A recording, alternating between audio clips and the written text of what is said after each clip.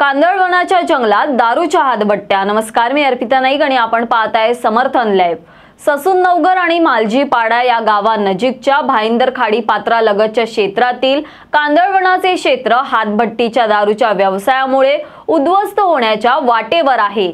Police, महसूल, one विभाग आणि राज्य उत्पादन शुल्क यापैकी एकही विभाग या बाबतीत कारवाई करण्याच्या भूमिकेत नाही। त्यामुळे भाईंदर खाडी पात्रालगत ससूननवघर आणि मालजीपाडा या गावानजीकचं कांदळवनाचं क्षेत्र काही दिवसातच उद्ध्वस्त होईल असे संकेत मिळत आहेत।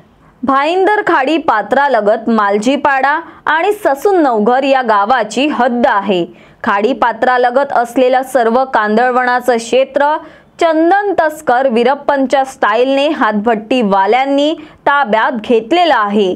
बाहेरून घनदाट कांदळवनाचं क्षेत्र आहे असं चित्र दिसत असलं तरीही आतल्या भागात त्या कांदळवनात मोठ्या प्रमाणात दारूसाठी हातभट्ट्या पेटत आहेत। हातभट्ट्या पेटवण्यासाठी जे लाकूड लागतं त्यासाठी कांदळवनाची मोठी तोड होत आहे। तयार झालेली दारू संध्याकाळी, दुपारी आणि सायंकाळी अशा सोयीच्या वेळी भाईंदर खाडीच्या वसई किनाऱ्यावरून भाईंदर किनाऱ्यावर पोहोचवली जात आहे। ससूननवघर गावातील 30% आणि मालजीपाडा गावातील 40% लोक कांदळवनाच्या जंगलात दारूच्या हातभट्ट्या पेटवत आहेत।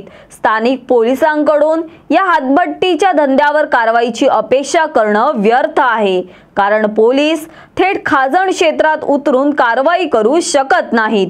राज्य उत्पादन शुल्क विभागाची कारवाई करण्याची मानसिकता नाही।